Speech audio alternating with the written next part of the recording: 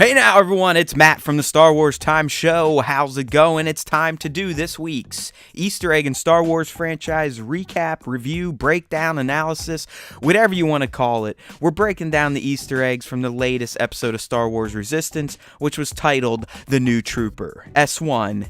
E16 for those of you keeping score. Now, there were 5 of them. Wouldn't call them great. Mostly references. One Easter egg I'm just kind of going with and making up, and it's going to be my own truth, but that's how we do it here. So let's get on to those 5 Easter eggs and or references from The New Trooper. All right, first up, we got a reference by Yeager to the Empire. That's right, the Imperials, the people that used to have stormtroopers in his lifetime and caused them to fight for the Rebel Alliance.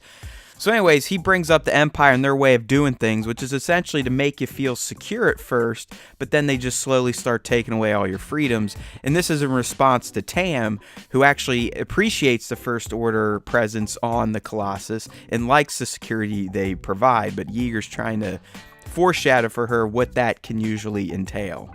Next up, we have a visual reference to the original trilogy, in particular A New Hope, a moment that many fans will be fond of, and that's when Luke and Han dress up as stormtroopers to infiltrate the prison so they could get Princess Leia out. So Kaz does something very similar in this episode where he impersonates a First Order trooper to check to see if they logged an event that dealt with the 2 runaway kids that he's been helping this whole season. So a pretty cool reference to A New Hope, the original trilogy.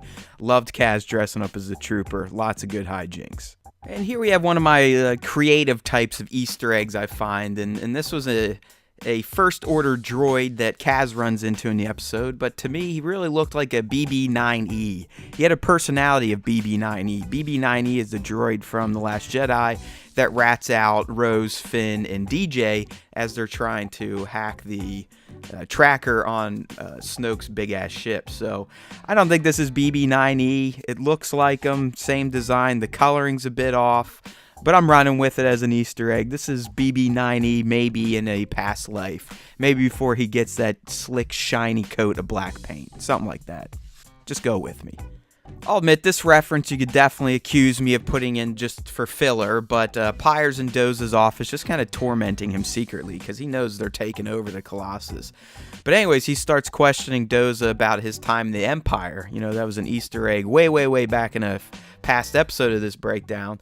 But we learned that Doze was an Imperial officer, and Pyre was kind of questioning, and Doze was just like, hey, I left for personal reasons you wouldn't understand. So it was kind of an Easter egg reference for this own series, but again, a reference back to the original trilogy, Doze's time with the Empire. And finally, we have a reference to The Force Awakens, in particular the First Order trooper reconditioning that Phasma and everyone recommends for Finn, and really troopers in general that kind of go off script. So naturally, because Kaz was impersonating a trooper, they thought he was off a little bit, and Pyre wanted to test him and found out that he did need reconditioning. So that's when Pyre's like, get this man reconditioned.